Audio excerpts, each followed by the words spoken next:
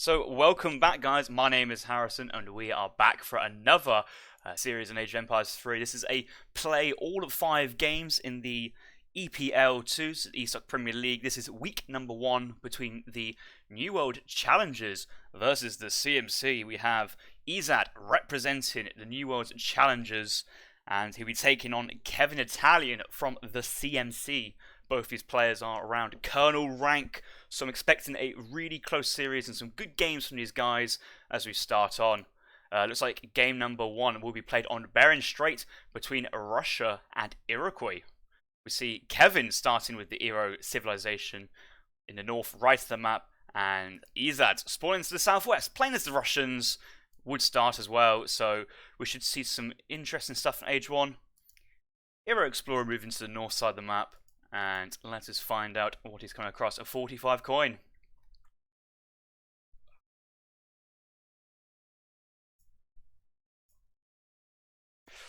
Right, I am back. Now got the game sounds out on. We should be ready to go.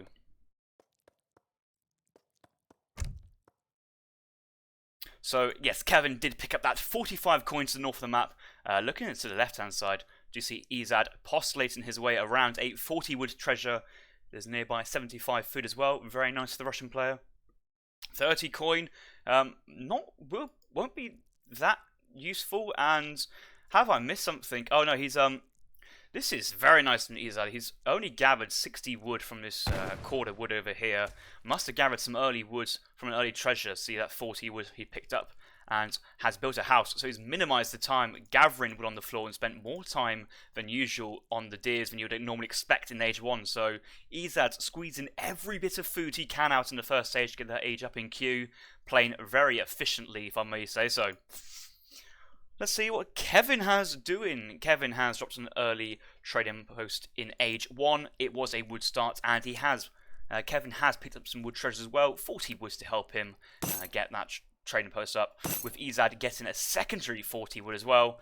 And there we go, guys. Both players getting the macaques out on the field. Duba the pet monkey, and another Duba pet monkey. So it's monkeys, not macaques. My first mistake of the evening. Apologies, but what can I say? These guys still. Anytime I see a monkey, I'm just thinking it's Freitag. It's just Freitag.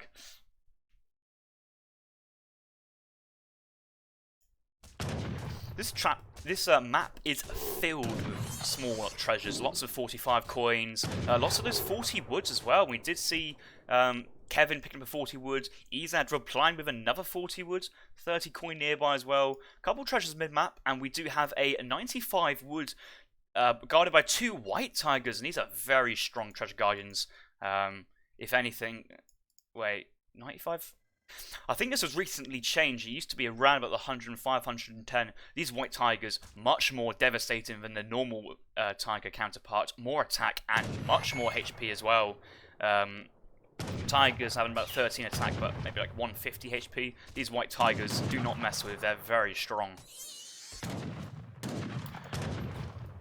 Explorers facing off each other in the middle of the map. The 2 explorers themselves aren't losing too much HP, but we do see the Russian player taking down this little army from Iro. He's taking down the treasure guardian, but taking down Luba the pet monkey. There's no multipliers with it, but he's so low on HP anyway. It should be a nice 2 shots from now to take it down.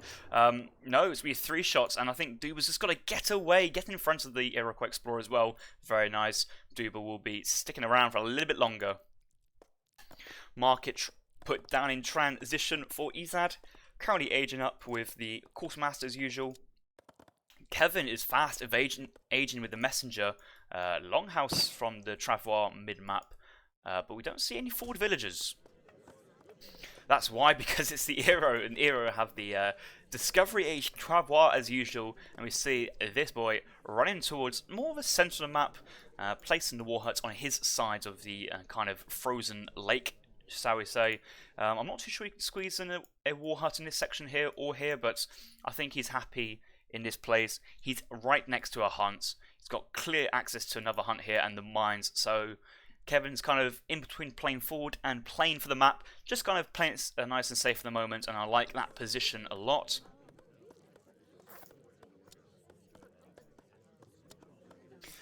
First shipment for Kevin, 3 vills. Distributors in for Ezad. Quick look at Ezad's deck. multiple cards on age 1, has this Cavalry Scouts as well as Eco Theory and a Mill card as well.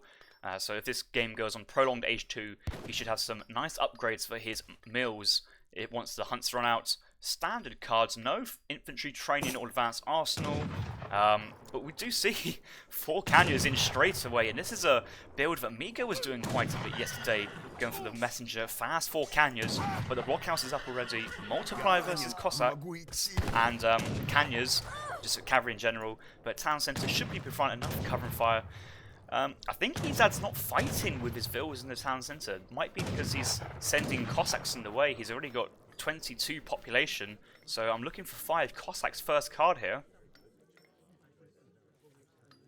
Oh, no, it may still be... No, it's going to be the 5 muskets and then something else.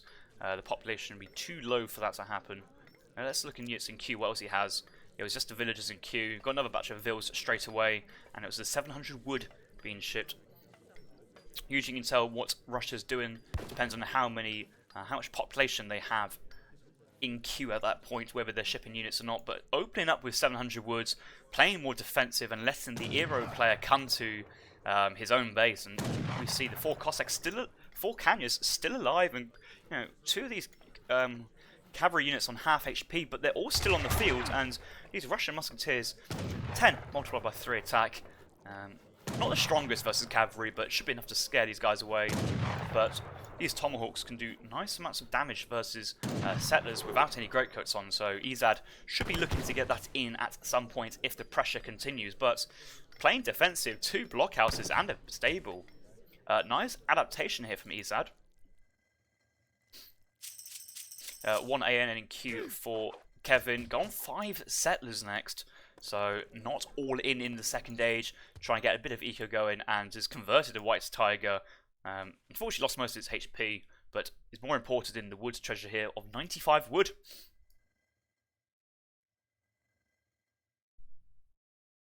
Cossacks are out on the field, being chased down by these 4 Canyons. Quite a lot of these guys have lost HP as well, so I think this is a fight that Ezad could take. Be a nice trade for Ezad if you took that fight, but you never know where the rest of the Aero army is, and if you lose your 5 Cossacks, that's quite a bit of a power spike for the Russian player that's just gone at that point.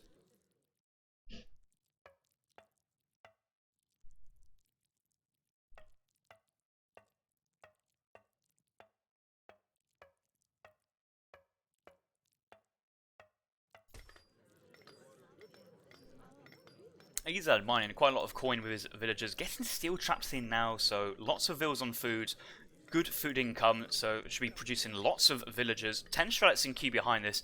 I wonder if Ezad will be sending something like maybe like a 700 coin shipment afterwards to help with musketeer and Cossack production as well. That way he can spend most of his vills on gathering food duties. Very, very efficient with the steel traps, and that way you don't really have to commit to coin gathering with your villagers, and then you won't need steel placer mines as well. Ezad starting to move across the map with his army. Not too sure he's got the military strength for the moment. He has seen the Longhouse, but he's now seen this infantry ball from the Iroquois player. So, I mean, that gives both players knowledge really where they sit. And I think Ezad knows that he needs another 2 infantry batches and another Cossack batch to kind of compete with this. But if he's fighting underneath his blockhouses and town centre, this could be something that Ezad wants to take on.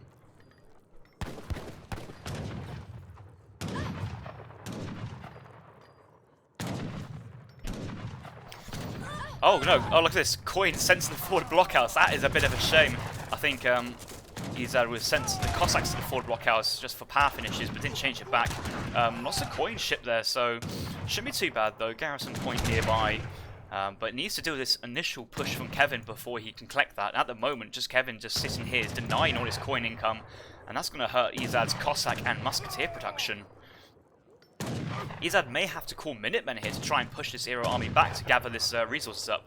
He's already got 3 vills in the blockhouse, ready to gather the coin if need be. He's kind of starting to swing around top side to keep the Iroquois player trapped. But, you know, Kevin's pushing in after sending 5 vills, 600 wood. His mass could be even larger. There we go. Minutemen being spawned, Cossacks on top of the infantry, keep them snared.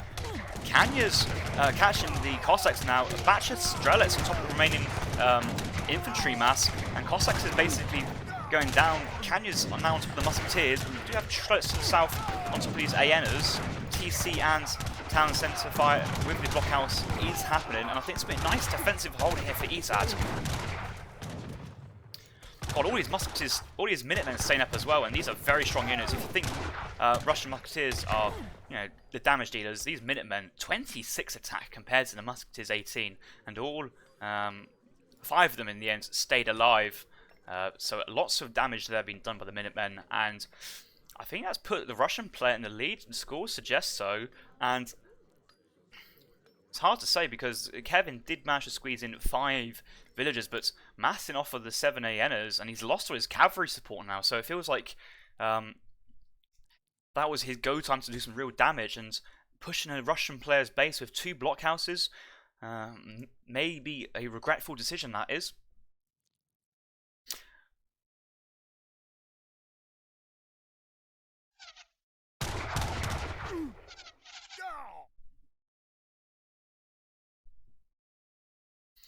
We have the Strelets engaging with the Aenas. Fights the Aenas probably win. However, you know, these Strelets are just going to trade cost effectively, and I think Ezad's just seen this. Doesn't want to be caught out in the open, given that there are Kanya horsemen and could also be more reinforcements. But it's just trying to bring Kevin into his own base. But we'll lose a villager on the way. May could have survived that if he had the greatcoats on, but losing 1 villager is not too much of an issue, especially when you have already got 30 odd villagers already. Couple of Cossacks out. Boyars has just come in there for Ezad, so Strelets given the combat card. Cossacks got combat card, and maybe Ezad wants to be pushing out at this point, but I'm still kind of waiting for more Cossacks. Only a couple, not too many cavalry units here. I think cavalry could be doing quite nicely with this Aena mass, especially because Kevin's having to go with the Strelets still with the Tomahawks, but the Cossacks are just strong units in general, so right, Strelets turn around, trying to engage. He's keeping his Strelets separate to his Musketeer mass. Strelets having longer range and also move slightly faster than their Musketeer counterparts. So it's nice to keep him separated in that respect. But quite a few hunts quite to the east side of Ezad's base, and he might want to think about dropping down a blockhouse here to defend it, because this is a point where Kevin wants to put some pressure, and you can just see how he's continuously hovering around this area. Right, big engagement coming in, really long lines for the Russian player, but lots of Russian infantry here, trading very nice versus the Tomahawks. Conservative tactics do come in for the Earl player, so 10% HP and attack. A couple more Kanyas coming in as well, but there's enough Musketeers here to scare them away. The Cossacks have done their part, but at the moment I think it's just the Musketeers and the Strelets going to stand firm and protect these Russian villagers gathering behind us.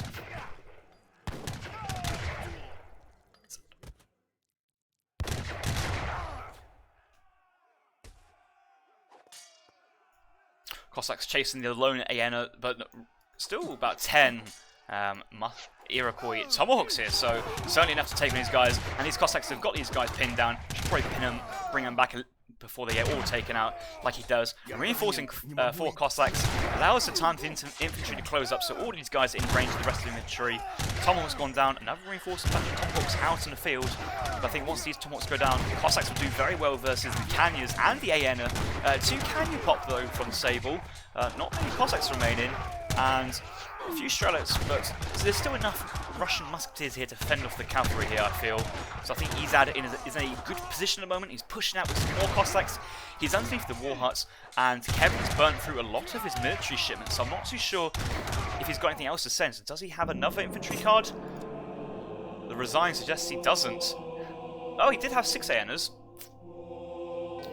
But 6 Aenas at that point wouldn't have done much, and a GG was called for both players, and you can tell how I think Ezad just, you know, had the blockhouse, saw that Kevin was pushing out, dropped a second, got steel traps on, good eco behind this, limited the amount of coin gathered by the Vils, and relied on a bit of 700 coin. But once that coin came in, Musketeers were massed up, Cossacks massed up, Cossacks and Musketeers massed up, Strelets sent, Boyars came in before that push, and that 4 Cossacks came in just at the end just to help that reinforce that push. But I think Ezad there successfully held on Kevin's early aggression there in Age 2. So 1-0 for Ezad, and more importantly, 1-0 to the New World Challengers.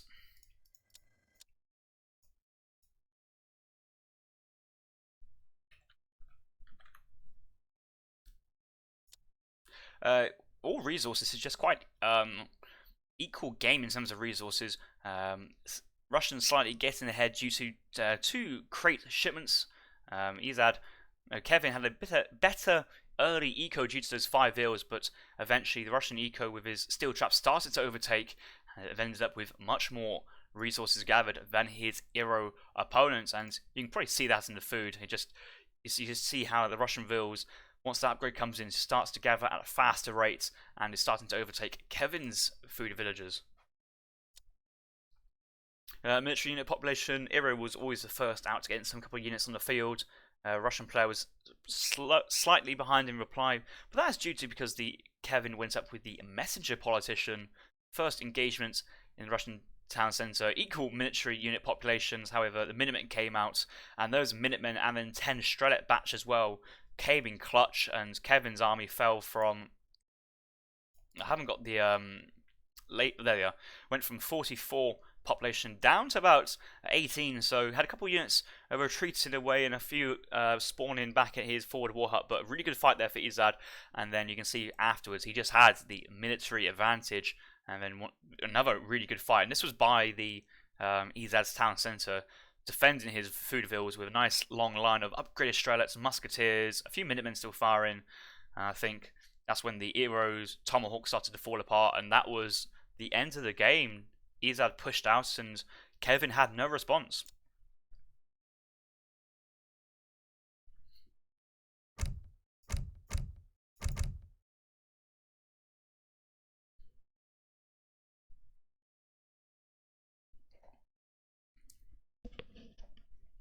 Game number 2 is on Kamchatka, and looks like the players have already selected some matchups they would like. It would have been the CMC's KEVINITALIEN to pick first, and looks like Kevin went for the Germans. Ezad has replied with the Japan, yes. So looks like both players are going to have to take this matchup. Ezad would be happy with this, and so we're about to go again into Kamchatka.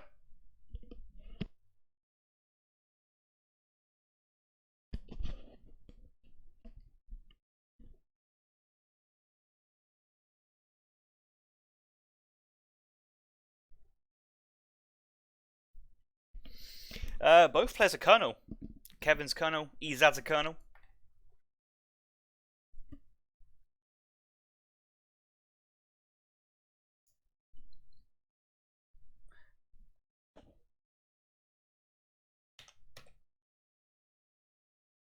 Right, welcome back, guys. Game number 2 between Kevin and Ezad. This is the week 1 of the EPL between the CMCs, New World Challengers. Match number 2 between those two teams. In map 2 itself, we have a Kamchatka with Kevin having to pick his civilization first due to the tournament rules.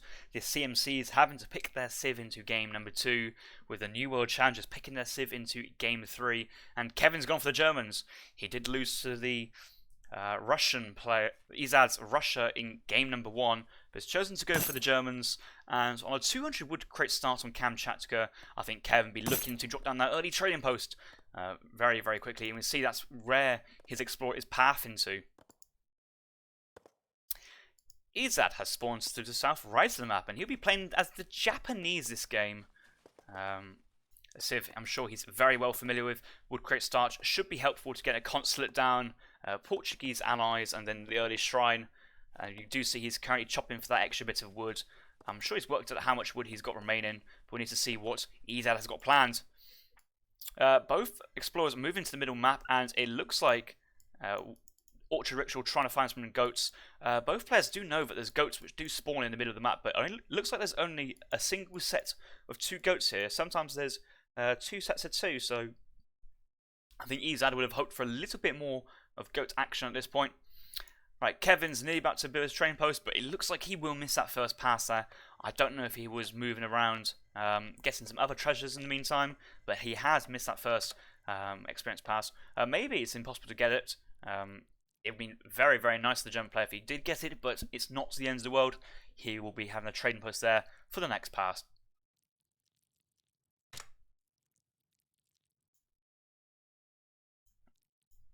Freitag, the pet macaque, has done a lot of scouting action already, and the scouting is coming from both players having a macaque treasure in base.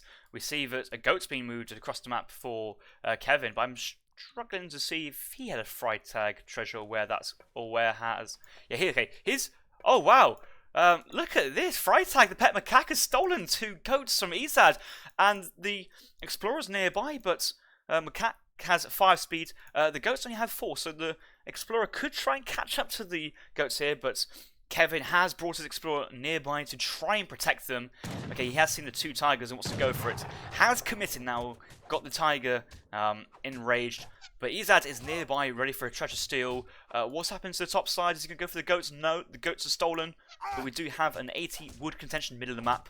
Ezad is probably going to take a shot quickly before stun comes in, but I think Kevin killed the tiger before the stun animation completed, and that's why Kevin could have then picked up the treasure, because I think Ezad's animation was kind of stuck in a loop there. So Kevin picking up 80 wood there, he'd be very happy with that pickup.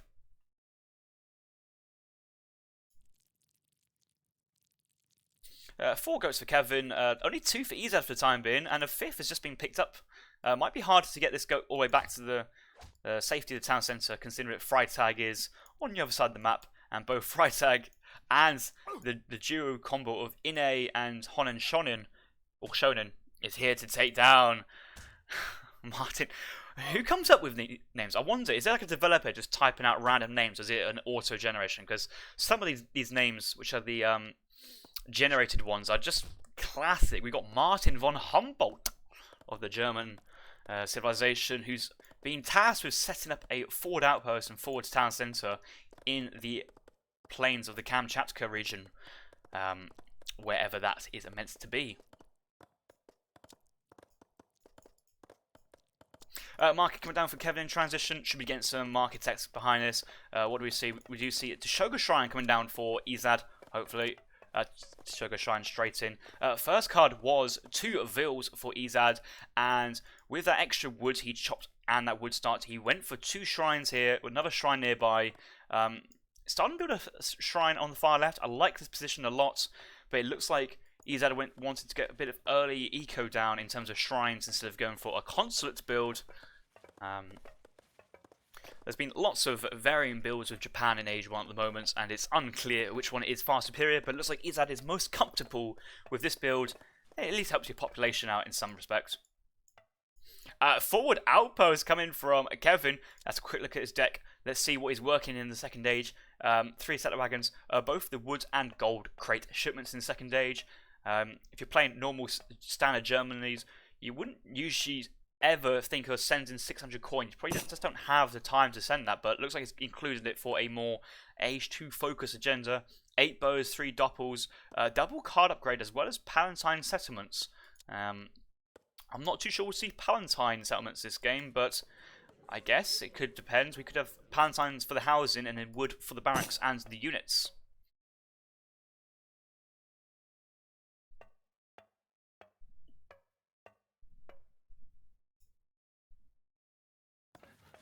Ezad in the meanwhile has dropping down an early barracks, early consulate as well. No market, so I think Ezad is playing a little bit more aggressive. I'm unsure if he did scout the forward outpost. I was checking something else outside the program just for a second, but if he has seen the outpost, that would explain why Ezad is playing more defensive and going 8 bows first as Germany. That's quite an aggressive shipment. Skipping the 3 settler wagons, skipping 700 wood, and you can just see in the population that Japan is comfortably ahead and needs to try and not lose too many Vilsis with early aggression. I think currently though it's about 9. It's about 9 or 10 expos needed for a one-shot kill on these villages. So ooh, that was actually quite a nice pickup there. But yeah, that's just due to the reinforcement batch of expos, and there's a lot of infantry here as well. Ezad might need to do something quite drastic to defend this. He does have 300 exports in. Japanese consulate in, 5 Konshan Yamabushis about to be popped out. A couple of villages in the town centre to do that ranged fire, but hoping to get those Konshan Yamabushis on top of the expos. But Kevin's pulling out. He's done some damage, and look at units lost. Already 1 villager going down for Ezad. A couple of Yumis as well from the early barracks Ezad built, but trading 6 expos. Did get a lot of idle time though. A nice start for Kevin, I would suggest. Kevin has sent 3 settler wagons forward as well. I think he just wants the Ulans out in the field as soon as possible, but not really many hunts or mines nearby. And because he's really early in the game, it could have sent the villagers back at home, but he basically needs to keep the military nearby his villages and keep the pressure on the Japanese base to keep those settler wagons protected. 8 Expos continuously pushing in now on top of these Yumi archers, and I think Kevin's just trying to keep this Yumi count down. He's the Conchas are out of position. They don't want to get involved with the crossbows. These are the only units Ezad has at the moment to defend the Ulans, but it's just continuous batches of crossbows from the German player, and this is nice. He's got this production gun without the use of 700 wood. Maybe 700 would be the next shipment, which has come in. Yeah, there it is. Could be a second barracks and then double crossbow production, or could be stable time, or could be time for just some pikes. We have to see what's going on. Ooh.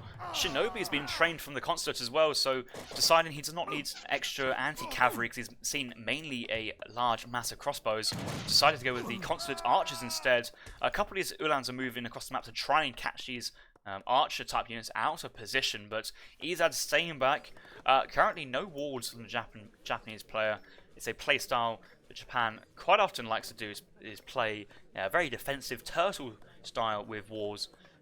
But this aggressive nature from Kevin has essentially forced Ezad to react with 300 exports, 5 Yumi, 5 Ashi, not many shrines out in the field as well, only 70 shrine pop.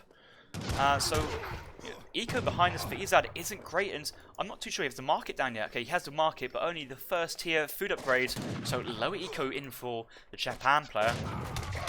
Another batch of 10 crossbows from the barracks, dual pumping crossbows at the moment very nicely, and the German player's got a significant mass advantage over Ezad, and there's only 4 clubs unavailable. These Ulans will be enough to try and keep these clubs nearby, but I think Kevin is happy just to continuously trade like this. He's currently in the head in position. I think he may be able to push in and actually end this at this point.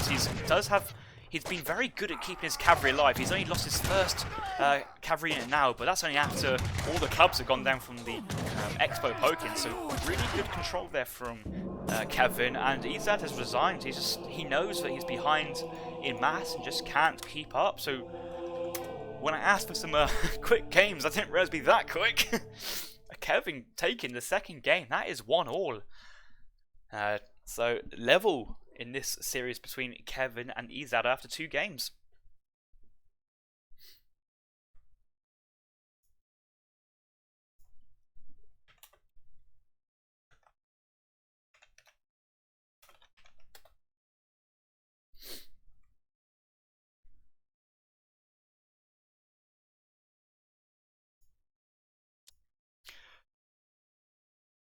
We saw that early villager pop from Ezad, that 2 Vil pop behind it, and so sending the 2 villagers as well as getting those early shrines out from going instead of going for the Portuguese consulate. I think Ezad had a nice eco lead in early age 2, late age 1, but you can see how just all it needed was a couple of expo batches, a couple of crossbow shipments as well, and you just see Kevin was in Ezad's base with a mass of about 16 to 20 population.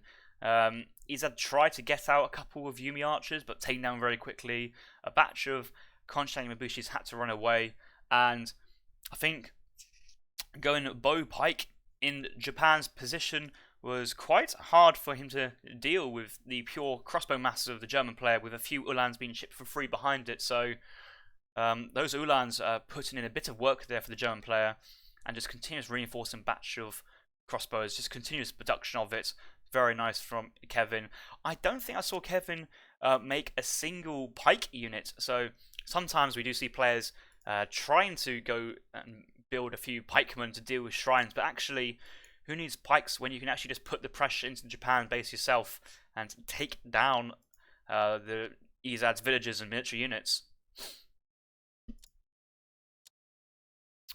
Finally, all resources gathered. You can see how it's fairly even between both players. I think the German player's eco is starting to take off here after the 3 settler wagons are shipped.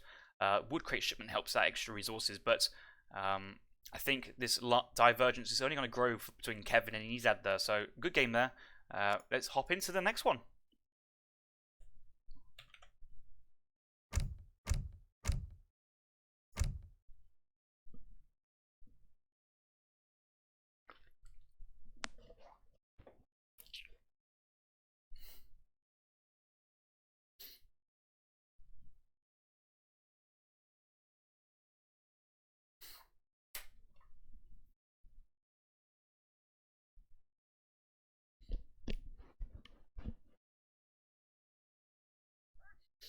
So the third game in this series is going to be on Adirondacks. Ezad is to pick first, and it looks like Ezad himself has gone for the Germans. So the German civilization seems to be quite a nice pick as a first pick for both players.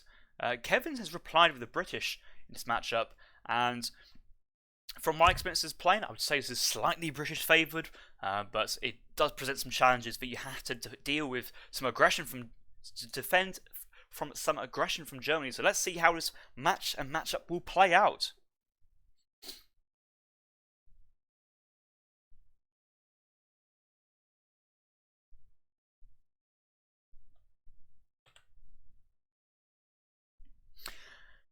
Right, welcome back, guys. Game number 3 between Kevin and Ezad. We're currently in on Adirondacks. We have a German versus British matchup.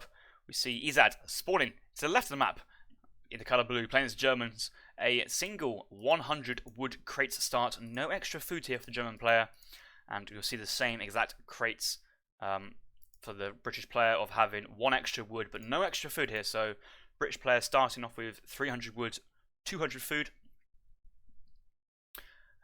Kevin's spawning to the right side in the colour yellow, and in base treasures 40 food, 40 XP quite nice. 2 beaver treasures for the German player with a nice 50 coin treasure as well, but I don't think Ezad is looking to go early age 1 market here.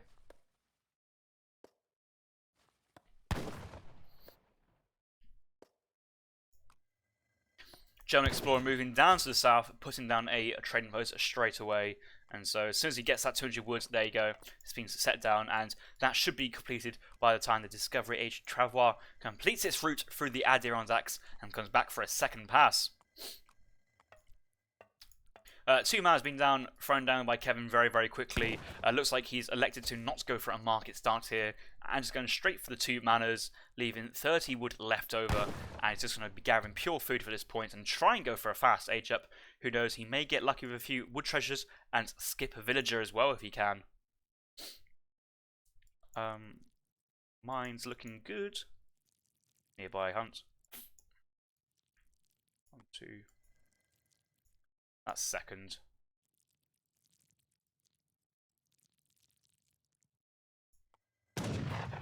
Neutral.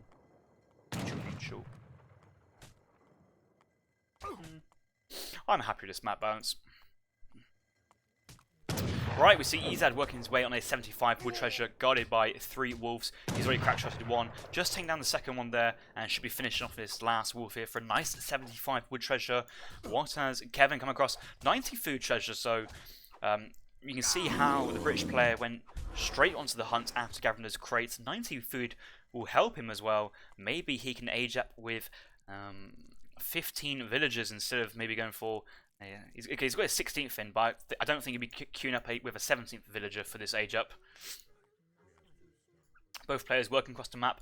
No more treasures to the south. Let's see other treasures they can get to the north. 80 XP by 2 wolves. We do have a native scout, as well as the armor of Arkantos. Increases explorer HP by 40%. So nice treasure, but probably not be too impactful for European civs we have here today. And another 80 food treasure and a second 75 wood up north.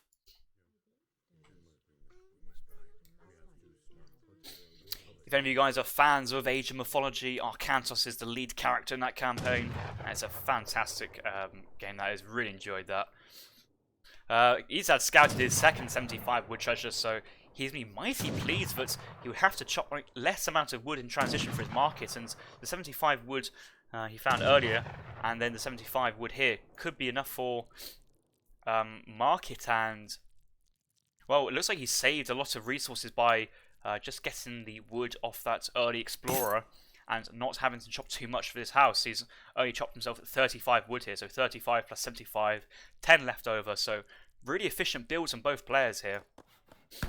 Like, really efficient. I think both players have got that age 1 down to a T and in good form here.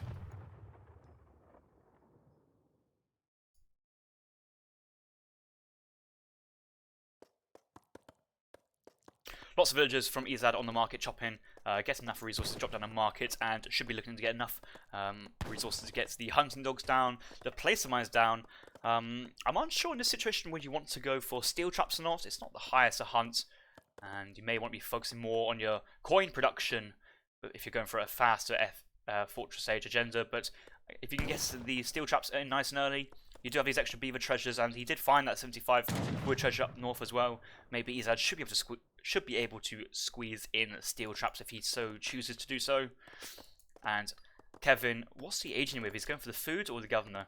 He's going for the governor, and looks like he should be able to get both his hunting dogs and then steel traps off of the coin being sent to the town centre, and we'll have enough left over because he's already got the hunting dogs in. Should have enough coin left over to go for a few musketeers from a barracks if he gets an early barracks up. But early greatcoats though, so I think Kevin's afraid of the Ulan raiding already and trying to do his best to bring in some extra hunts in from the side of the map, and this is probably why he's fearful of German Ulans. These villagers are quite far from the town centre safety, and so easy pickings for the German raiding cavalry.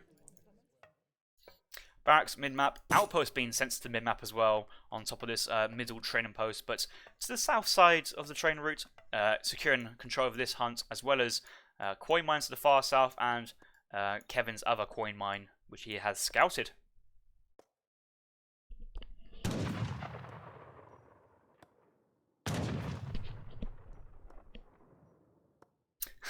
Mr. Brownboy, AoE2 is greater than AoE2, greater than DE, and greater than AoE3. No, Brownboy. AoE3 is up there among the best, and that is what we are watching today and enjoying. First shipment from Kevin in the second age is 700 wood, as to be expected. One of the best shipments the British player can send. But he is training musketeers behind this though, so he's not sitting back going pure eco. He is going for the mid-map control. He is trying to be aggressive, and you know, Ezad did scout this and has decided to open up with a barracks and crossbow production of his own. So no stable here, and has scouted the forward barracks from Kevin, so he is reacting how he would. Unlike last game with Kevin playing, Ezad's gone for 3 settler wagons first. I would like to see Gangsaw being researched.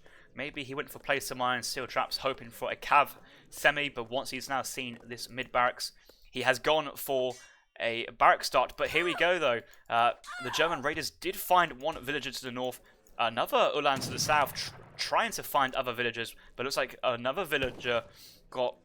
Oh, both villagers got picked in. We did see one going down to the north. I think one villager went to the south.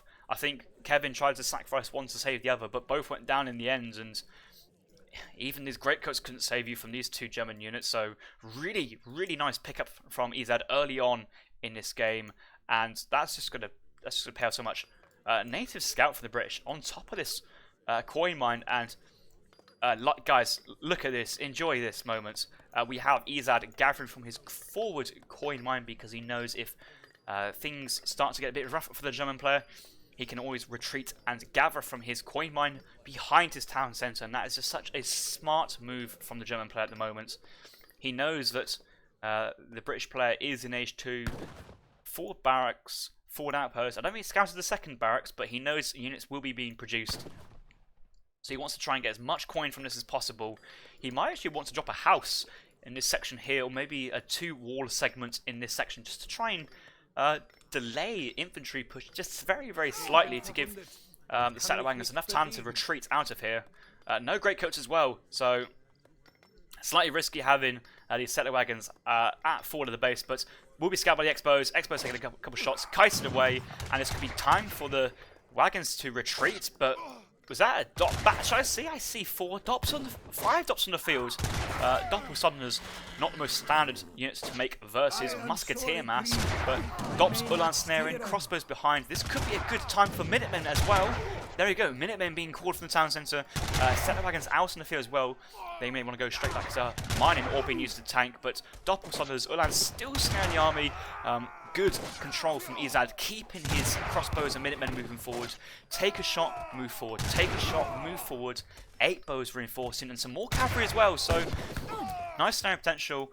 But these Doppelsolders, in the end, were just expensive meat shields. That's all these guys could really hope to achieve in their colonial, under the colonial age general's orders. Just go to the front of the line and get shot down by the musketeers. But looking at that trade, though, 10 musketeers for 4 Dops, 4 Ulans, and 1 settler wagon. So nice trade in the end for Kevin, and managing to escape away from an 8 bow and Minutemen pop. And you can kind of see how Ezad's got his army in his base and villagers in his base. I think he's feeling a little bit kind of on the back foot and a bit scared of what's coming in from Kevin. And Kevin's got a nice mass behind her, even though he sent 700 wood, 5 fill, 600 wood. We still have time for 6 musketeers to be sent, musketeer attack to be sent, and a switch to hussars to come in as well. So options for Kevin, whether he wants to go for more military units or military unit upgrades. I think maybe going for a military unit upgrade at this point would be very nice. Otherwise, he could go for 700 coin and get an age up in, or 700 coin for hussar production. I am sorely grieved. I may not steer. Another raid coming in from Ezad on the right hand side. We'll be picking up 1 villager, but all these villas are nearby with their greatcoats, but punching down these Ulans. This time trading 2 Ulans for 1 vill, whereas last time Ezad traded 0 Ulans for 2 villagers. So the raid did accomplish stuff. However, he's trading all his cavalry, and he knows that the British player is hunting there. He sent another 2 cavalry that way as well, but if he loses another 2 Ulans, that's 6 potential cavalry units he could have had in the Fortress Age upgraded to veteran. And there's no cavalry here to block these 5 hussars. This could be the right click of the century from Kevin, pushing in musketeers and hussars onto unguarded crossbows. This could be quite a dangerous moment for Ezad. He's already trained himself 1 Doppelsoldner to try and defend it, but that might have only just recently come in and might not be on the field just in time. Smart play, taking down the stable. No war wagons in the Fortress Age, and veteran Ulans for you today, Ezad. And Kevin's pushing in. He really needs another hussar batch. We do see 1 hussar in queue, but these 5 hussars should be enough. Doppels do come out on the field. I think Kevin's kind of missing his window, but those Doppelsolders, they don't do great versus musketeers, so I think Kevin would be very happy to see those Doppels were made instead of something like saving the coin for Jaegers. I am sorely grieved. I may not steer.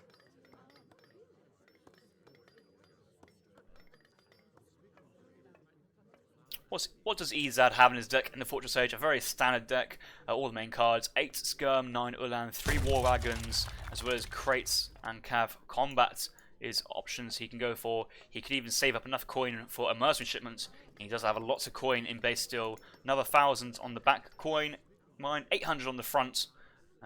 Going for a wall as well, so trying to defend any pressure this side and forcing Kevin to kind of commit underneath his town centre, and he went for the slow age up musketeers.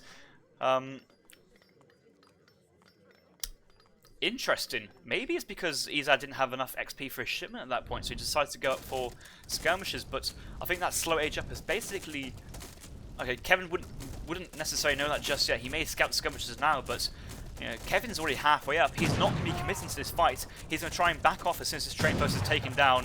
We'll lose 2 musketeers for that. It looks like, even 3 musketeers going down for the training post, but we'll be backing off.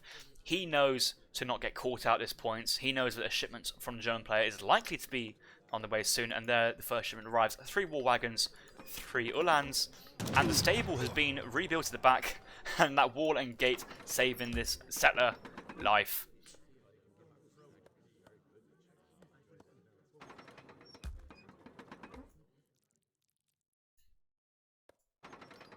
Our stable's back up again. We do see a batch of war wagons in queue, so looks like Ezad's pushing out with ranged infantry mass as well as 7 war wagons. Nice early mass to have, and That's one thing we've seen with Germany recently, is just a transition from Skirm Ulan to Skirm Warwagon as an opening, and only maybe send in your power ships of 9 Ulan, 8 Ulan later as a spike to try and break Dragoon and Skirmisher formations. But Kevin's in the Fortress Age now, longbows to the outpost defending, Musketeers engaged as well. We don't see any upgrades coming in for either of these units yet. One Musketeer, one Hussar and Q, one Warwagon reinforcements for Ezad at the moment as well. But just lots of Musketeers trading very well versus Colonial Age crossbows, and a couple of these Minutemen being picked off as well.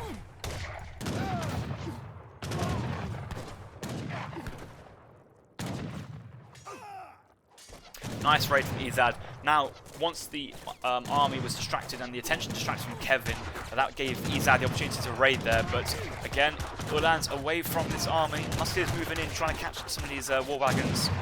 Looks like Ezad picked up some Musketeer reinforcements, but 10 longbowmen are shipped underneath this town outpost, engaging with the Expos. And lots of these Expos are going down. These only have short range, remember, so underneath the Musketeers quite often. Hussars come in to snare the war wagons, and with 10 longbows and vet Musketeers, I think Kevin just needs to focus down the war wagons, and take down this mass. This could be real big trouble for Ezad. He's reinforcing with 3 more war wagons.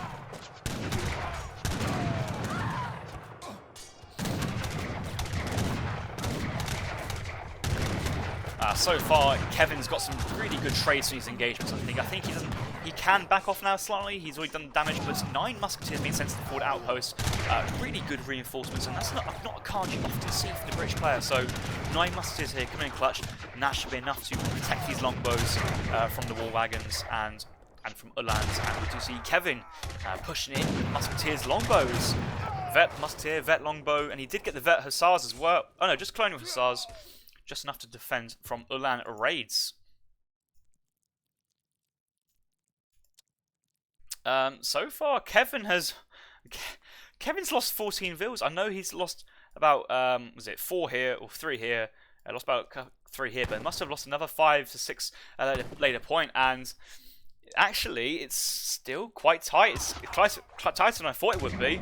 But Kevin caught out some of these villagers pushing out for forward mines, and it looks like Kevin did not scout this silver mine to the left side, and that was Ezad's. No, so Ezad didn't scout this mine to the left-hand side, and that was Ezad's undoing. Was running out of resources and losing that mass after aging up, and was not out on the field to protect his units. Really action-packed game that was. Lots of cavalry going around for raids. I tried to stick with the main action of the Musketeer engagements, and I think once the 10 longbows was a nice shipment to deal with a few of the war wagons, but that 9 Musketeer batch units was just enough to shore up that infantry ball from Kevin. Vet's longbows was enough to deal with the Musketeer, the crossbowmen, and the war wagons of the German player. And after Ezad sending 3 war wagons, 8 skirmishers, but the mass really at that point falling away. Ezad just basically ran out of momentum at that point. Where was those vill counts? So yeah, all those villagers right at the end did see a 2 vill raid early on, 1 vill here, another vill there, so 4 before Kevin got to the Fortress Age. But I think at this point, pretty much the eco was pretty much done. Lots of resources gathered, and didn't miss out too many resources due to his dead vills at this point in the game, due to the game ending soon after. But need to remember, Ezad himself did lose a villager and a settler wagon early on.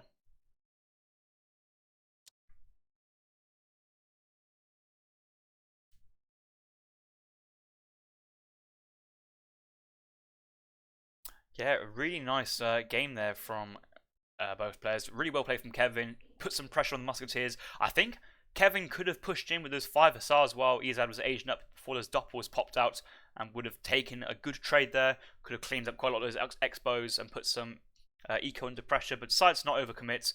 Saw those Doppelstonners being produced, and actually probably felt quite happy that those were being made instead of being spent into Fortress Age like skirmishers and war wagons, and so decided to retreat. Took a good trade while kiting back around this area here. Defended underneath his outpost, and then once he got to the Fortress Age, upgrades units, he just pushed back out there for the win. So there you go, Kevin from the CMC clan taking 2-1 after 3 games.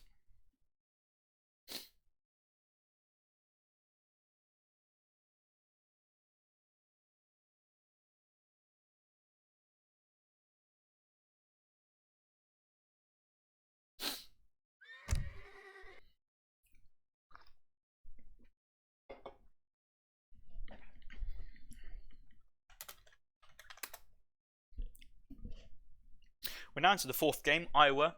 There is a Civ reset in place, so it looks like Kevin has decided to go for the Germans again. It is the pick of the CMC gang to pick which Civ they want to use now. It's up to Ezad to reply, and it looks like Ezad is going for another Japan pick, and similar map this is really to Kamchatka if you think about it. A few TPs, but it's a middle horizontal training route this time. There's also 2 koi mines in base. These guys are only tin mines. Nice amount of hunts, but no livestock here, so you could even argue this is a stronger map for Kevin in that respect.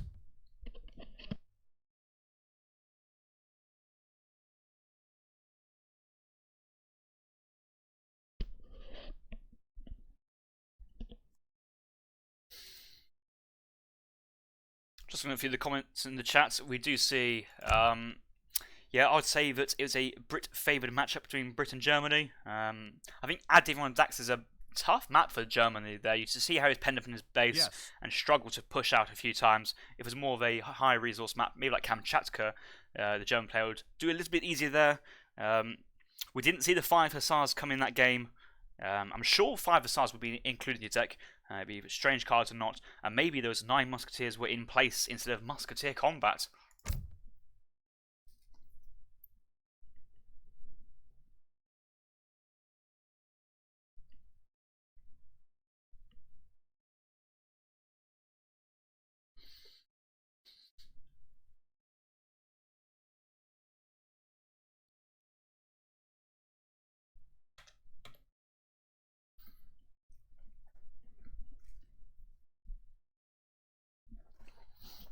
Right, guys, we are in for game number 4 between Kevin and Ezad so far. Kevin's currently 2-1 up at the moment and has been looking really strong.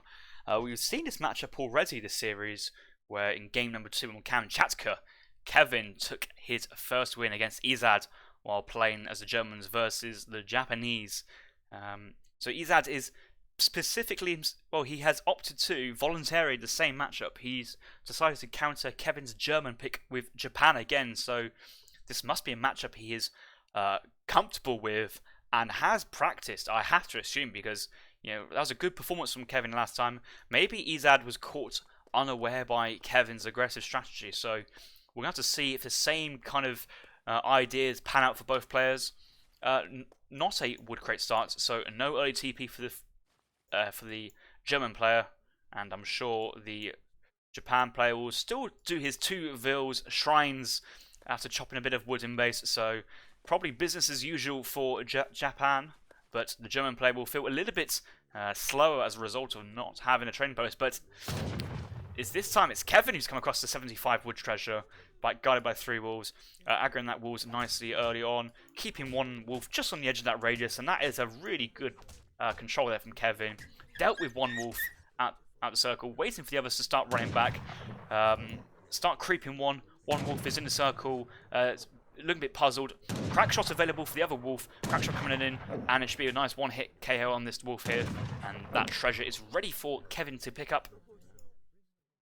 Ezad himself is working on 80 food on his side, and both the Japan explorers have moved to kind of south-right on the map, and we see Ezad himself going for another early shrine play, so I'm expecting to see something like 2 villagers come in first card for Ezad instead of Heavenly Kami. Quick look at the map. Really nice defensive 2 coin minus the Japan player. He will be very, very happy with that. He does have his second Orchard Rickshaw still looking around. I'm not going to start calling these rickshaws Richards. That'd be a weird thing to do. But he's going to pick himself a nice bear cub as well. So not a pet, which is very strong against other pets and other treasure guardians. We do have Native Scout yet to be picked up. Tomahawk to be picked up as well. 90 food top right, and in the centre of the map we have 70 food. So 90 food, 70 food, and Kevin's picking up a very easy 40 food here as well.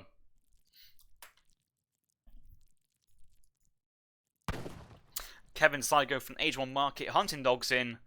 nice and early. So it looks like Kevin has decided to chop a bit, probably sell a bit of food for that coin to buy for a house. So that was how he got this age 1 macro going, shall I say. Ezad first card, 300 wood. This is different from last game, so Ezad has already adjusted to Kevin's playstyle and decided to go for the 300 wood this time instead of the 2 villagers. Where's he putting down his wonder though? He's putting a very, very defensive wonder, but still close enough to attract these bisons once this wonder's complete. So you can see he's actually even...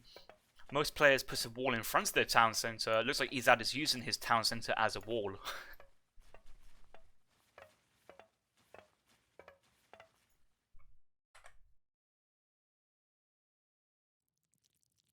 Looking at hunts for Kevin, this hunts was closer. It started around about here this game. It's starting to move down to the south a little bit. He does have a nearby hunt to the left hand side. He has scouted 2 mines in base, 4 mines kind of in middle map for both players, so I'm happy with the map balance here.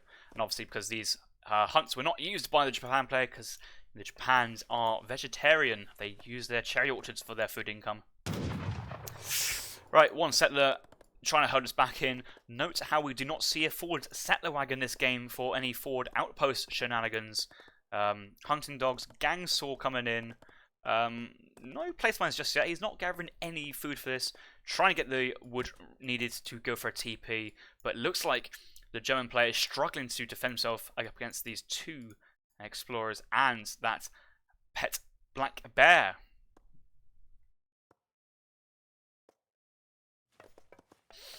Yeah, nice comment there, Shaman. 2 cherry orchards in the back of the base as well. Some players like to go cherry orchards one side of the TC and one on the other, but actually there's no point putting your second cherry orchard in the front, and has managed to squeeze in the cherry orchard somehow in here, so it's very, very, very nice. Other locations would probably be here, which is slightly awkward to any German raiding, so all of this eco is tucked up in this little box here, so very, very nice for Ezad. Be happy with that. And we saw how Kevin was had low HP settler. He even had to send out a settler wagon just to confirm that this training post would be built, and may just change the settler wagon onto this coin mine once this trading post has been complete.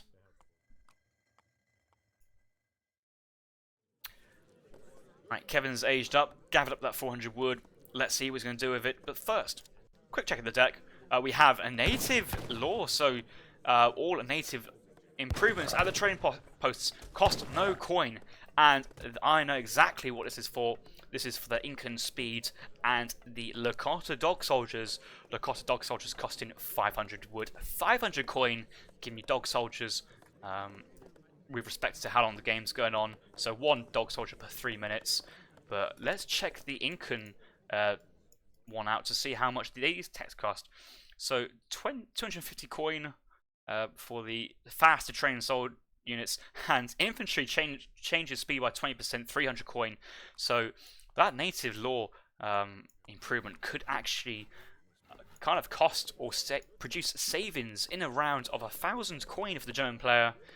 But you could also just be in the Fortress Age and then send 1,000 coin yourself. Right, in base barracks, 5 pikes being produced this time. So instead of producing bowmen and going into Ezad's base, he's going for pikes and trying to take down a few shrines.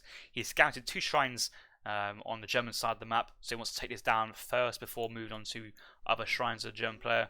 But Ezad himself has gone for 5 Ashes first while training a batch of 3. Early stable. Market is in with a couple of techs coming in, so I believe this is the 2nd tier food upgrade for the Japan Civ.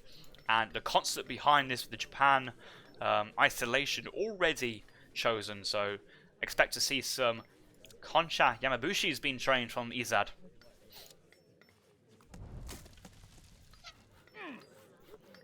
Ezad is scouting with his forward monk, and hopefully he's probably had enough line of sight just to see those crossbowmen move that side and sneak around. But actually, this is nice pickings for German, seeing exactly where the Japanese explorer is. This could get picked off before poofing back, and the Japan player poofing his explorer back home, and that's just such a nice advantage of the Japan Civ, able to teleport and save your explorers like that. I wish that was available for every other Civ, because the amount of times I lose my explorer brings back nightmares. Right, those Ashley Garrus intercepted his pikemen. Pikes managed to not even take down a single shrine, I believe, actually. Unless it's been repaired already, but Ezad's forcing back these Expos and pikemen straight back to Kevin's base, and Kevin's gone 3 settler wagons, 700 wood. He has 5 more pikes in queue, but pikes is not what he wants versus Ashley Garrus, and he's completed the batch. We do see Concha Yamabushi is out in the mid-map for Ezad as well. Ulan's going for a raid. There's units everywhere at this point, but Musketeers are basically in Kevin's base. Kevin doesn't have his greatcoats at the moment, loses 1 build there for that quick snipe and pick up there from the Ashes, and will hastily retreat out of there before being caught by bow shipments, bows being trained, and Minutemen. Kevin AFK in his Ulans into the Tashoga Shrine. Looks like these Musketeers will scare them away. May be able to pick off 1 though from the range attack. Can he get a second volley off? Looks like not.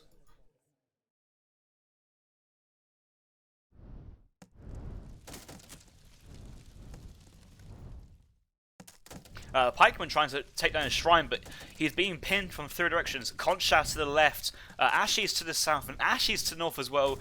These pikemen, unless they move there, are gonna get torn apart. Concha's trying to move into snare. They have the same speed, but losing 3, 4, 5th going down. 6th is on its way. That's the first one going. That's the leader going down, and all 7 pikemen picked up there from Ezad. Really nice military unit control there, splitting it all off. Kevin trying to pick up his Explorer. Is going to the Fortress Age now. Does have some 4 Expos in his base as well, but I think he's going to need a defensive pop of skirmishers, Minutemen, shipments to defend this, because a lot of Ashley Garrus and Concha are moving into German players' base, and it's looking pretty dicey at the moment for Kevin.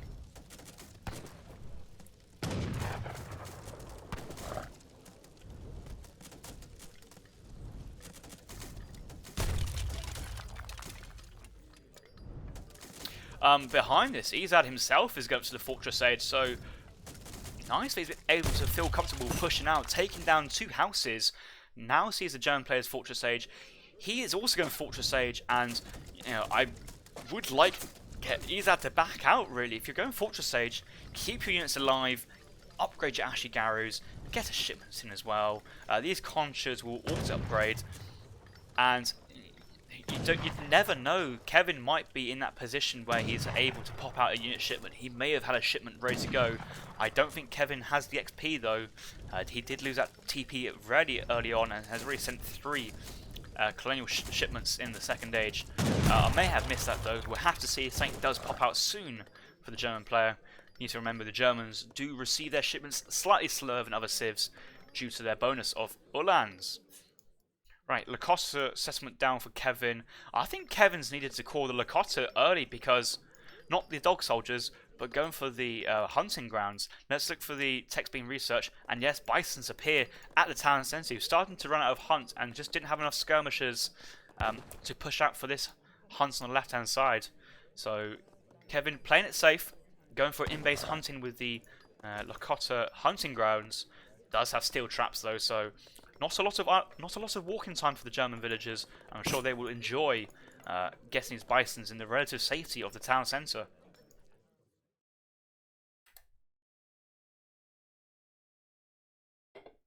Oh my god, Kevin is not Italian. Wow, my mind is blown. No words to describe that revelation. I thought he was Italian, but I guess that explains why his Italian is spelt with an EN instead of an AN. Right, Ashi's been upgraded to the veteran status. Yumi's from the age up, not been upgraded. Lots of Naginatas though, going for veteran Naginatas with 7 Nagis moving across the map. He's in the 3rd age with upgraded units, more eco than the German player, more military than the German player. And I think if Ezad can trade relatively well and try and take out some of Kevin's military shipments, he should be in a decent spot. He just needs to defend the first 3 military shipments from the German player, and I feel that Japan will be in a good spot. Okay, Nagi's moving forward, trying to catch any reinforcements of skirmishers or stables. He did take down that barracks, but Nagi's pathing behind to prevent escape from Ezad. Heavy infantry following behind as well, and it looks like Ezad's going to back him at just it looks like Ezad's going to back out of it at this point. He's not going to overcommit. He did send 5 more Naggies to try and reinforce, and maybe a good point for those Ashy Garrus just to turn around and try and trade off with the War Wagons, because these War Wagons Ashies have the same.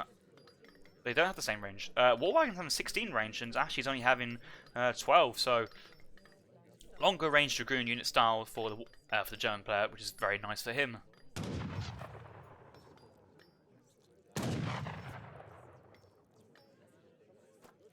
Ezad, if he really wanted to, he could even send Nagi HP as his next card. Having a look at his deck, he has access to 7 villagers, all the military shipments as you'd expect, even having intervention. Won't need the flaming arrows this time, I don't believe.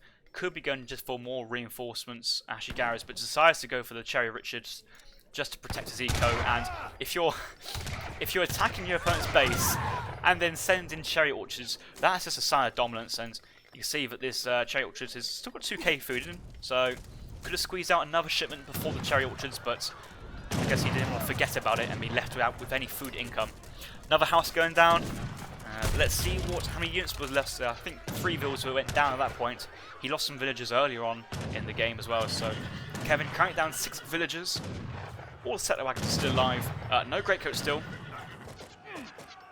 Right, Naggies are actually overcommitting here. They're going on to the Uhlans, colonial Uhlans, and upgrades. These paper Uhlans have fallen over, and the XP donators are giving Japan enough XP for another shipment. There you go, +1 shipment in. Naggies into the skirmishers. Ashies zoning off the war wagons from the cavalry, and I think Kevin has to say goodbye to his ranged infantry as well. So it's just the war wagons on the floor for Ezad, and at those points, even more settlers going down for Kevin, and Ezad showing why he's wanted to play his matchup. He's practiced this matchup. He's comfortable. That first game was just a blip, and I think Ezad's in a strong position at the moment. Double military and near enough double economic population. German player's out of coin. He's going to have to go into a different coin mine, but hold the phone. Black Riders have been sent from the German player, and this is the power spike the German player needs. But an army of pure anti-cavalry, ranged cavalry units won't be trading the best versus Ashies. These Naggies just need to run out of here. They don't have their Naggy HP upgrade card, so only the 400 HP. But close combat being sent for Ashy Garrus should be enough infantry to kind of at least trade here, but Ezad's going Naggi's in. I'm not too sure about this. These units have high melee resist, 40% melee resist. War Wagons having 20% melee resist. I think the Nagging Asses just need to run for it and just let the Ashy Garrus try and trade, because quite expensive units to try and replace with. Yumi reinforcements. And 5 Naggies going back here. I think the rest of the Naggies are running back as well. I think Ezad's realised that he's in a good position. He does not want to throw his lead, as they were saying.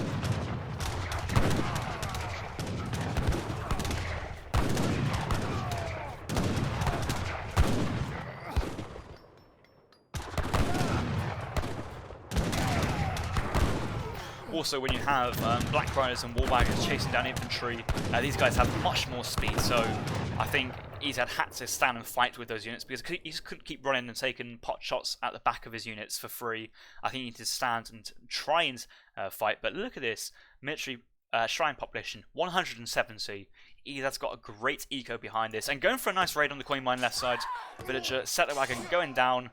However, the coin mine Kevin's on is on the far right. Nice big batch of 10 Yumi. Looks like he had that tech from the consulate. Shipment of 9 Yumi for the town centre, and maybe it's going to be a snaring opportunity from that cavalry force to go to the north side of this army, but there's cavalry out of position, and Ezad's going for a raid with all his cavalry. This is risky. You know there's Black Riders and War Wagons on the field. Okay, you know where they are. Okay, Dog Soldiers incoming for Kevin. He had that trade post down. It is 16 minutes. You do get 5. He needs the Minutemen to try and defend. A couple of Minutemen out already, but these Yumi archers are about to get cleaned up. And then we're back to that same situation. Nagging Asses versus War Wagons and Black Riders.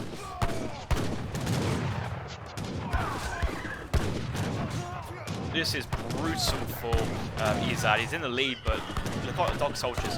Much more HP from their Su counterparts, and the same attack as Su versus infantry, but these guys have higher base damage versus all other infantry types. Okay, Kanchi Mibushi's on top of the Lakotas. A few Ashy Garrus nearby the Dog Soldiers. This is what he needs to try and take these guys out. A couple of Nagis going down just to this range fire. Only 2 Black Friars remaining and 4 War Wagons, and those Dog Soldiers have to run out of it. Reinforcing batch of War Wagons though, you never know, Kevin may still be in it. War Wagons doing very well against all these other units, and apparently this infantry is slightly out of position, but only having 3 Dog Soldiers remaining, I think Ezad should have the opportunity himself to go for Lakota soon afterwards. Right, native laws come in, and look at this text being researched. Ink and metalworking behind this. Metalworking is the one which gives villager gather rate from the coin 20%, but it's just going to make you burn through your coin mines even faster. A nice tech 575 food there for the German player, and that's just him putting in that homework for this map. Kevin has really thought about the Germans and that native law shipments, so very nice for Kevin here.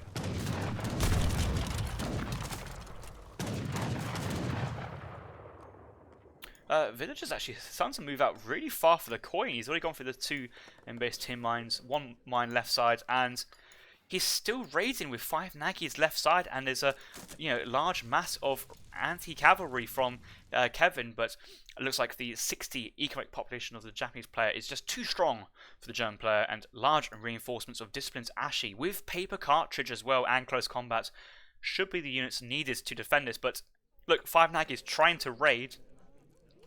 These guys have their greatcoats, but it's just going to get cut off by all of these War Wagons. Why raid with 5 Nagis at this point?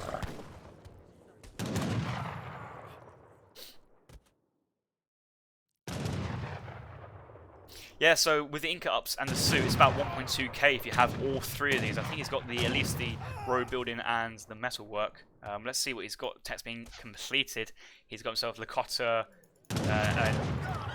Inca metal working as well. So he's got some resources, but at this point it would have been better. It would have definitely been better to send 1k coin, because then you get 3 Ulans as well on top of, instead of just having the 2 from the native laws. I believe this still gives you 2 Ulans from native law, but the 1k coin, that coin is ready to be used. It can be used elsewhere if you need it to. 3 Ulans, easy to be gathered up, so other shipments are available. The only way Kevin can really get back into, I feel, is maybe, look, we still have cavalry from the right side. Ulans have cavalry combat, but no veterancy. Lakota Dog Soldiers are not upgraded by the cav combat. The cav combat is only affecting the War Wagons as well at this point. So it's just Yumi, Ashi, upgraded Ashi versus these veteran War Wagons. I think Kevin needs some sort of clutch shipment. He did send the 8 skirmishers recently, so won't have another shipment in for a while. But he's kiting really well with his War Wagons. You'd think that this is going to be a rollover for Ezad, but actually, he's struggling here. He's got the Golden Pavilion on the melee strength and not ranged attack, and also not the infantry speed. I think speed would be probably the best to have if you want to try and catch units which are kiting. Just turns these Ashy Garrus moving up 4.5 into absolute monsters, possibly getting their speed up to around about 4.955 speed.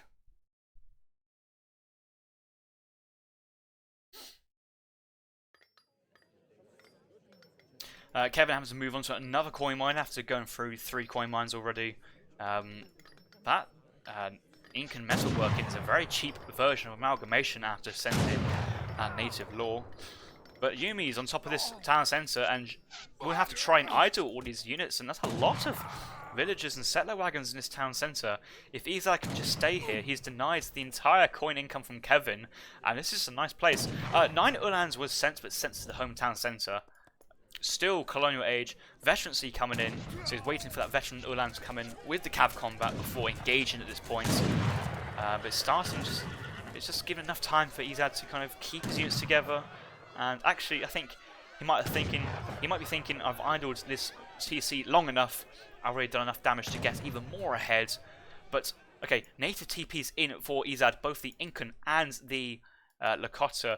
I wouldn't be surprised if we see some sort of Incan speed as well as Lakota dog soldiers. So we have in Incan road building coming in for the Ashigarus, and if you think Ashes are fast enough, wait until they get 20% speed added as well. And I think Ezad's just trying his best to get enough coin behind to go for the dog soldiers, and will need to sell some resources if he wants the dog soldiers. After 22 minutes, you're going to get 7, and those are super strong units. Takes a while for this upgrade coming, but looks like Yumi don't need to move while they're shooting, and just stand still. War wagons in range, and that is GG there, so 2-all.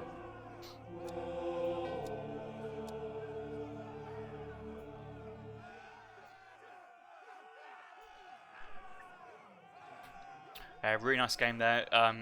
That native law shipment, very interesting for Kevin. I appreciate how it has the synergy with the map.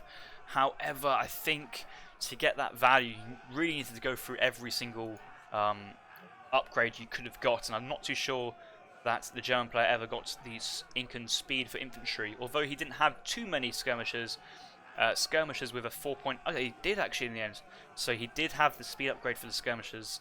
So these guys could outrun the Japan Yumi Archers and Ashigarus, but Ezad was following up with Incan roadworking behind this. And just imagine if the Japan player had the speed from the Golden Pavilion as well. These guys will be like supermen. Lots of villagers went down for Kevin as well in this game, losing 2 before going to the Fortress Age, and then once it gets to the Fortress Age, 2 war wagons go down, or it's just 2 sets of 2 villagers.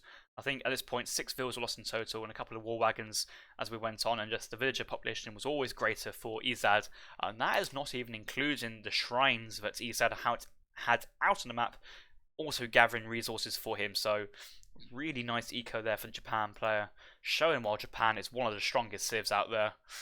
Military unit population, well, buildings, shrines, galore for the Japan player. Military population, we just see those early Ashigarus were trading really well. The pikemen and crossbows picked off about four pikemen, 2 bows in this engagement here, and then 7 pikemen being taken down for free, aging up comfortably while pushing into the German player's base with 30 military population as well. And then once the German sent a couple of shipments, Ezad managed to track down the army and take it out before the German mass started to swell to a significant level. And after this point, Ezad's eco is just much better than Kevin's. So reinforcements after this fight here in Japan player's base with the Dakota dog soldiers and the war wagons wasn't in question.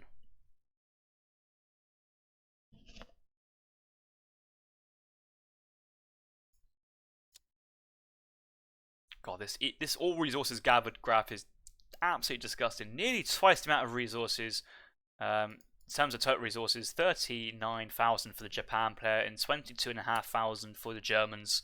So lots more extra resources for Ezad, and I guess those are Black Riders basically kept Kevin in the game, and that combination of Black Riders and Lakota dog soldiers, super anti-cavalry and super anti-infantry combo for the German player, kind of kept him in it. But once those units started to thin out and go down, the Japan player just felt comfortable again, pumped out more Ashes, paper cartridge, close combat, and a veterancy was just enough to take this victory.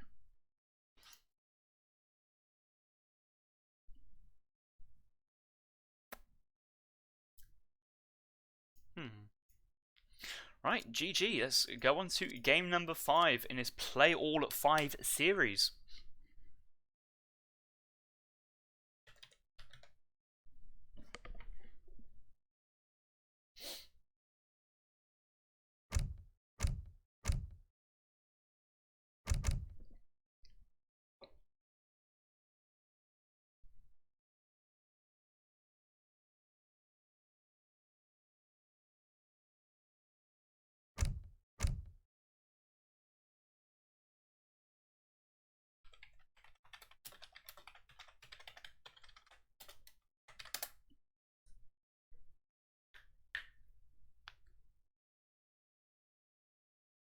Yes.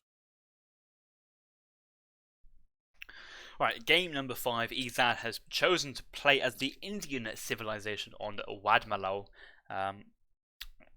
Ezad representing the New World Challengers will be picking his civ first, going for the Indians. Kevin is currently on the Dutch, and I know that he's a very good player with the Dutch. He's also a good player with the Eero, as he did play in the first game. He did lose it, but could go for Eero again, but deciding to go for Dutch. And I think in this matchup between Dutch and India, I'm going to have to hand the favoritism to the Dutch civilization. Yes. But we'll have to see what happens in this game, though.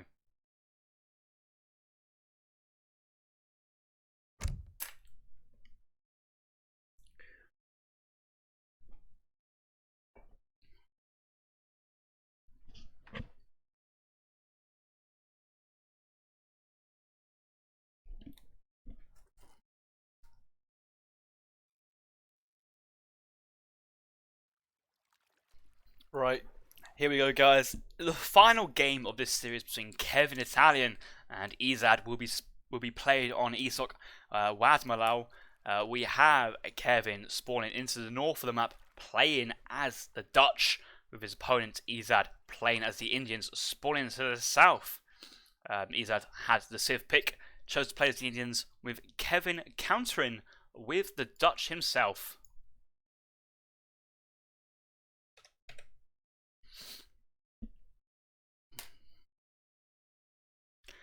Interesting map this has. You do start with quite a few resources in base. Deers, berries, 2 mines as usual, but there's a nice exposed kind of sea. I think both players have this sea fully scouted by default. There's 2 islands, 1 island to the north, 1 island to the south, both having 3 cows on, some berries in the mine, some trees. There's also a relatively safe place to drop any buildings if you're feeling under pressure. And we see, looks like the envoy for the Dutch players going to this North Island straight away, and it looks like one of the elephants going to the South Island from Ezad. I did remind the players that they have canoes this game in the lobby, because we all like to see some water action, but these players are straight on it and picking up their cows straight away. Do not want your opponent to pick up these cows, and both players having kind of 2 scouting units out in the field. I think that was easier for Kevin to sacrifice his envoy for that duty, where Ezad had to give up one of his elephants to pick up these cows for the time being. But I think the cows to Ezad represents a lot of XP early on.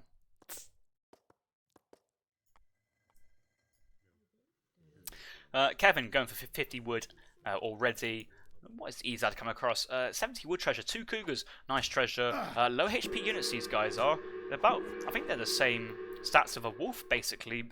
Slightly more attack than what a wolf would have, I believe. But should be no match to these 2 elephants. Elephants are very strong indeed. Ezad would be proud. 70 wood going towards the Indian civ. We did see 70 food by 2 wolves and a black bear. Quite a strong treasure guardian set for just 70 food, so Ezad has decided to pass that by and move on to other interesting treasures. 20 coin being picked up. There's a hazard's crate of 100 wood. This is the most ridiculous treasure in the game. You don't actually get the wood when you pick up this treasure. You have to gather it yourself, which then could be stolen by your opponent. So a bit of memes, but should be thought about being revisited. Elephants moving away from the Dutch Explorer, slightly faster speed than the Dutch Explorer, so should be able to get away. I think Ezad's had some good treasures so far. 70 wood, 20 coin. Kevin's got 50 wood. Other treasures to pick up. Left side, 70 food, cougar and a wolf. We have 140 coin by 2 cougars and an outlaw rifleman. So some interesting treasures this map has, I must say. But deciding to go for the foods to help the age up. He did get the stun on Black Bear and a stun on one of the wolves. So once those 2 treasures guardians were stunned, should be a nice easy pick up there for Ezad.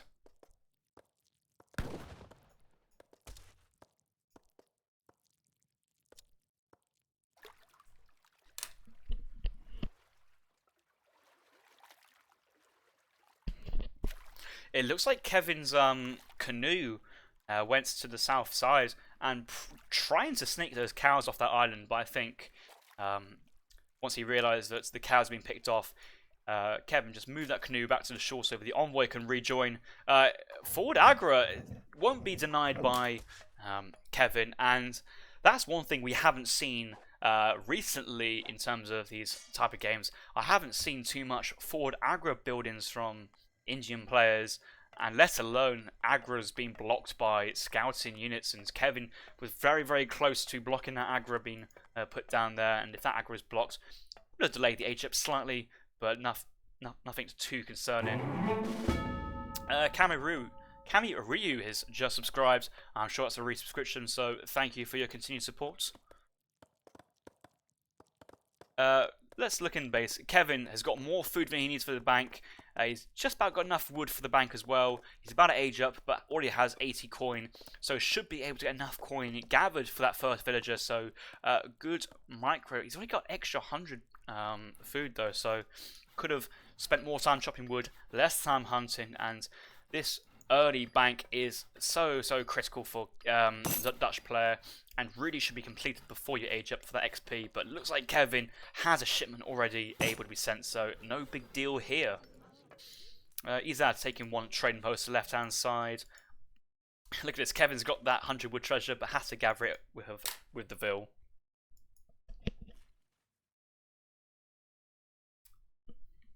Such a meme that is. Right, let's have a quick look at Kevin's deck, see what he's got. He has a mixed deck, only one extra bank card. I'm not a massive fan of these bank cards because it does give you a +1 build limit, but you still have to build the bank yourself. Church card basically does the same as 2 of these Age 1 cards, but does give you a speed negative multiplier.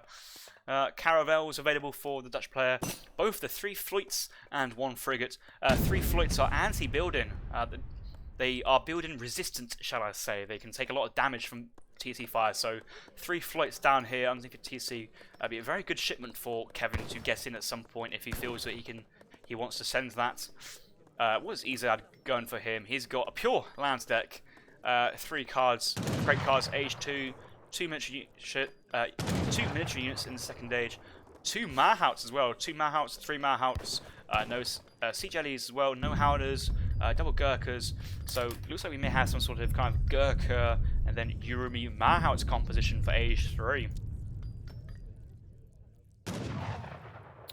I'm sure Kevin will be doing a standard Dutch build, and looks like he's going for the barracks off the 700 wood as you'd expect, so bank in transition, bank on age up, bank from 700 wood, and barracks market 700 wood, house 700 wood, bank shipment there, and maybe Kevin can buy the wood from the market for a 5th bank, or he could send 600 wood for a 5th bank, or maybe could go for a slightly fast age up.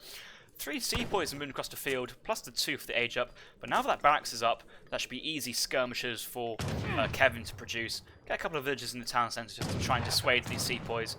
The British consulate currently not in yet for Ezad, so these sepoys can be 2-hit KO'd from the town centre. And I think Kevin needs to kind of get these villages in as a priority, try and take these guys down as a real efficient way of taking these guys down will be TC fire.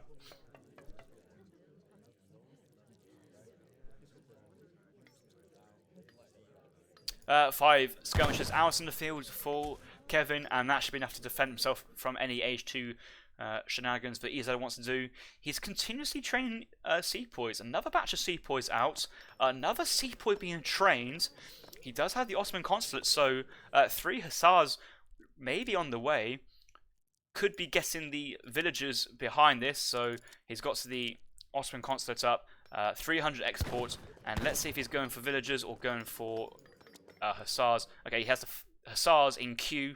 That should be able to spawn from the consulate. 5 sepoys in queue as well, and Kevin's gone for 8 pikes. I'm not too sure about this one. He's only got 5.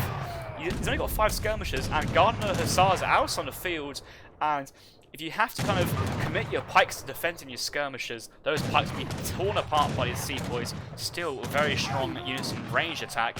More skirmishers coming out, being caught by the Gardner hussars, and there's a reason why the Dutch player usually goes for a semi-FF5 bank strategy. That's the most defensive, comfortable, and reliable build order. And to be fair though, Kevin's got some really good control of his pikes. Like, he hasn't lost many pikes. He's picked off so many sepoys, and those gardeners never got on top of the skirmishers. Maybe it's just my first lieutenant captain playstyle telling me that this seems to be a bad idea from Kevin, but Kevin has shown us how it's all done if it's handled by a very good player in very capable hands.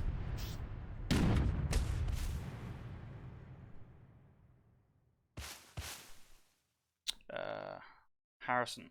Who is it? Oh, no, I thought it was a question from Brooke. Yes, me, I'm here, Harrison.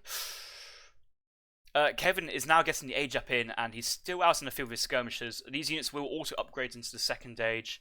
I think Ezad is aware. I think Kevin's aware that Ezad's only cavalry potential at the moment is these 3 Gardener Hussars, still full HP. 4 Sours could come out from Ezad as another shipment. So trying to keep his pikes alive to defend from 4 Sours, 3 Gardeners. That should be just enough pikes for that, and then skirmishers trading off. But Ezad has lost so many units to these skirmishers. Look at this. He's lost. Oh my god, Kevin's lost 1 skirmisher. Ezad's lost 11 sepoy. I knew that Ezad's lost a lot of sepoys, and Kevin has kind of been very protective of his pikes, but I thought he may have traded some of the skirmishers off. There's so many skirmishers on low HP here, but they're all still alive. But now, Gardeners and Elephants will be skirmishers, but skirmishers here can still try and pick off these sepoys, and more units from the Indian player going down. Minutemen being caught. He doesn't necessarily need them, but nice defense. Here come the 4 Sours, as predicted. Pikes on top of the Gardeners, but there's only 3 pikes here to try and defend from this cavalry mass. Minutemen are needed here to defend from the cavalry as a matter of priority. Do we have any more anti-cavalry in queue from Kevin? Nope, just more skirmishers, because he's still in the second age. Reuters will soon be available. Halberdiers will soon be available. Could have gone for 5 pikes. He does have 200 wood, but caught out in the open there. He was too greedy with his military lead, and then basically Ezad swooped in, cleaned up the Dutch player. But let's look at it from the other perspective. Kevin's up to the fortress age, while Ezad has had to send quite a few military shipments. He had to go for the 300 export and go for Ottoman Hussars instead of 4 villagers, and then send 4 Sours behind this. So he has had to commit a little bit longer to the H2 to try and pick this off. He even sending 700 food behind this just to try and help that age up, and the food's gone to the aggro. So by the time this is picked up actually by the villagers, he'd probably have enough resources anyway to get to the third age. So 700 food, questionable shipments, but will help the age up and mass of units in transition. Kevin, though, up to the fortress age, 4 banks down, 5th bank's been put down as well, and that was with the help of the 600 wood shipment. Should have a shipment coming in soon from the fortress age behind this. There you go, 9 Reuters, first shipment from the Dutch, and looks like he's got a single barracks, single stable, and we'll be just doing standard things with skirm Reuter combinations.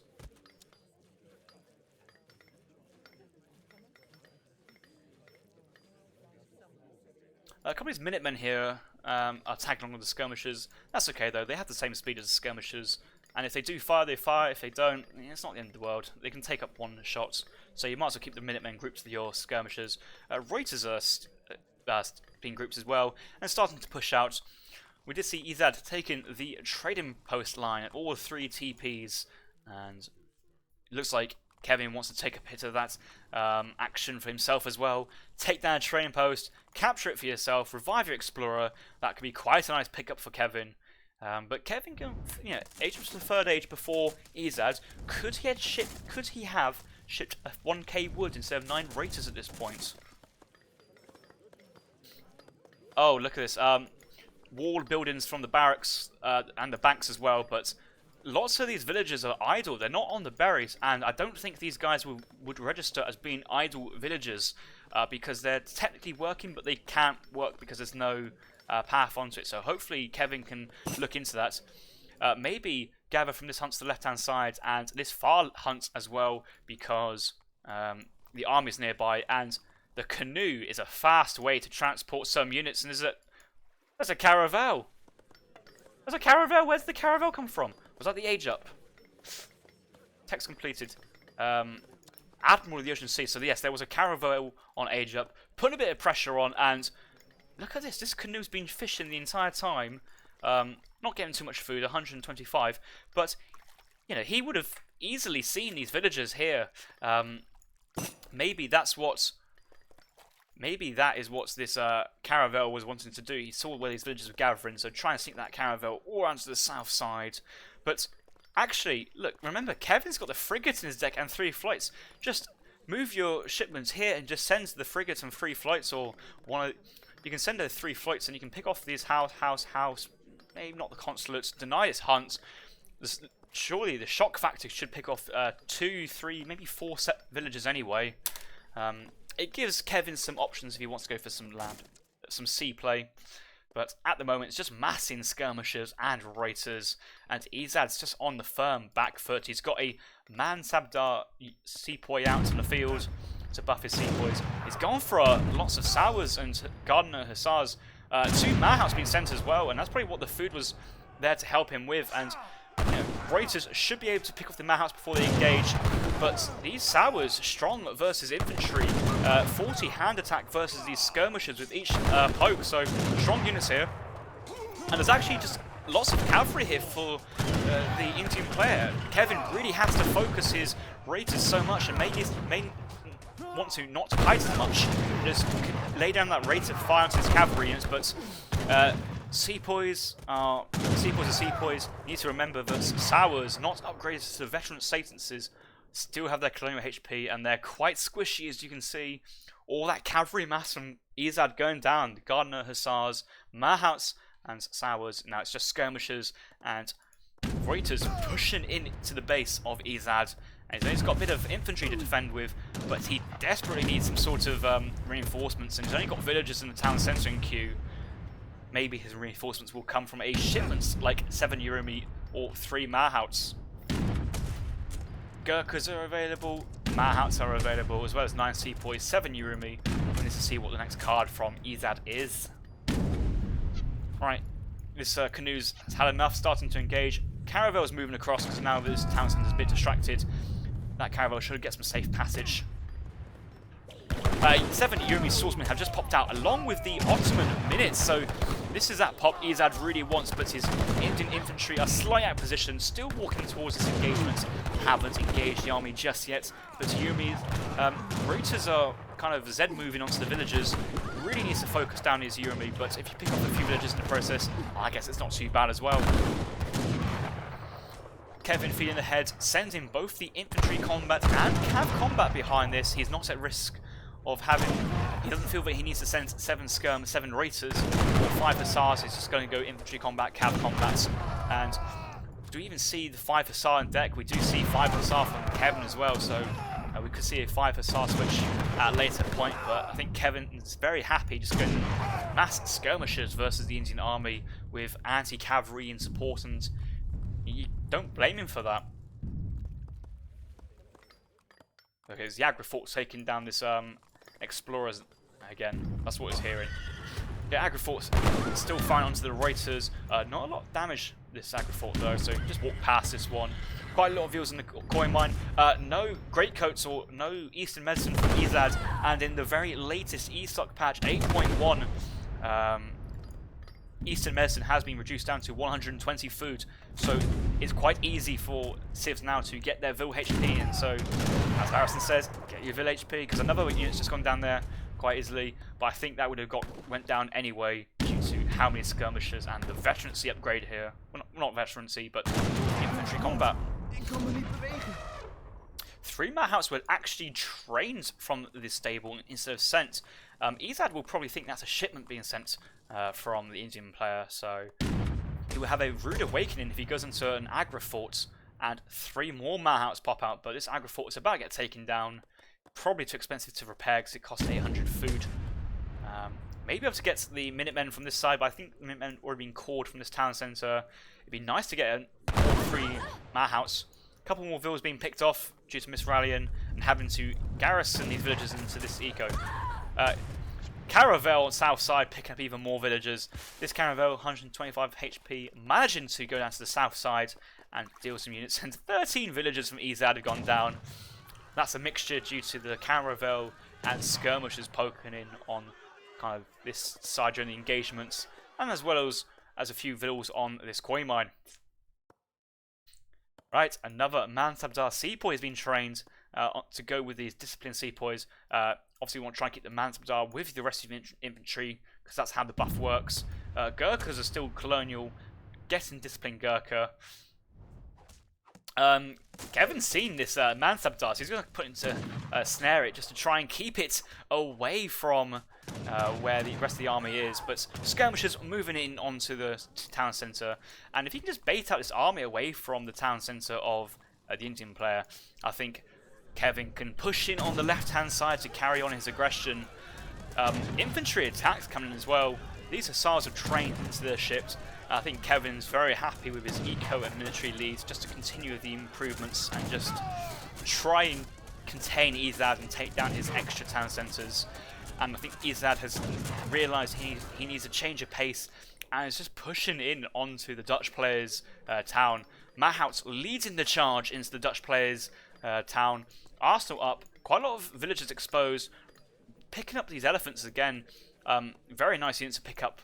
And just have now 3 Mahouts, 2 Elephant Explorers, lots of villagers nearby to kind of get snared.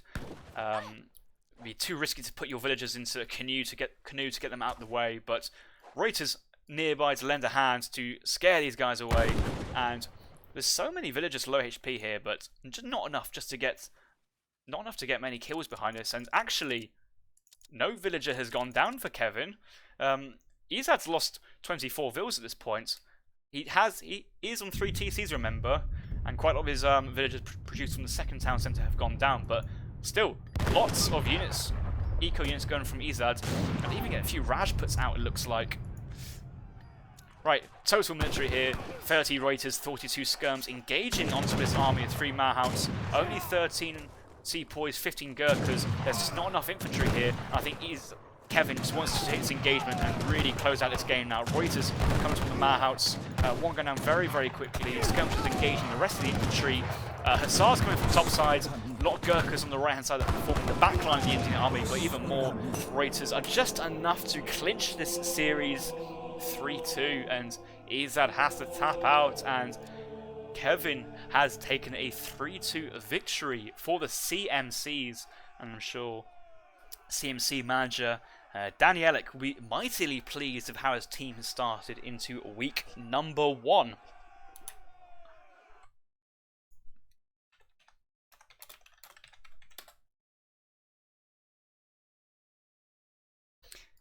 Massive thanks to the players for starting slightly earlier than advertised.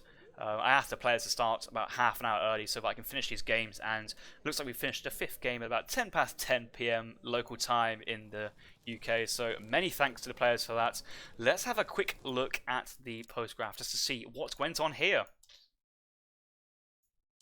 Villager population, nice vill graph from Kevin, really nice vill graph from Kevin actually, managing to continuously train villagers throughout, but quite a lot of villagers were not trained due to the slow age. That's probably one of the benefits of the messenger, is actually you can kind of continue your villager production at an earlier pace and may be able to squeeze out an additional 2 villagers in that time saved.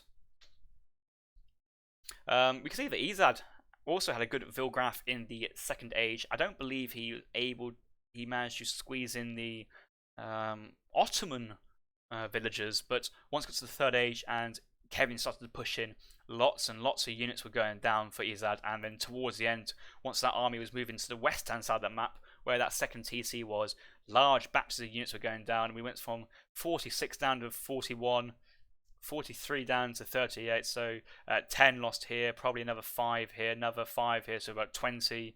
I think in the end we saw it was about 25 in total, so lots of villagers going down for Ezad, and just Kevin just showing us his standard Dutch play, and I think it's worked out really well. I have to pay tributes to Kevin's H2 though. That's pike and skirm control early on. Very, very impressive. Good to see some good micro actions in the second age there from a Dutch player. And I think that kind of set the tone. It really puts Ezad on the back foot for the rest of the series and, well, not the rest of the series, the rest of the match. And it always felt that Ezad was always playing catch-up and was never really in the lead. He had a bit of a power spike with the 2 Mahout shipments, and once those 7 Yurumi timed with the European Minutemen came from the aggro forts, That was the time for Ezad to really sink his teeth into the Dutch army, but the Dutch army was already kiting its way out of there, and the Indian sepoys and sepoys and Gurkhas were about here. They were quite out of the way, and it felt like the Urmis were charging in, but they just didn't have the full support of the Indian army behind. No shipments in the end, but I think that caravel picked off about 4 or 5 settlers from this area. That caravel was sat here for quite a while, and a lot of villagers did go down, so really nice use of that caravel. And Kevin playing to the map in this game, playing to the map in Iowa with that native treaties. Looks like Kevin's on form, looks like Kevin's done his homework. Ezad had a great game on Iowa with his Japan play, so both players been practicing, it looks like, and looking forward to see more action from these guys as we go on.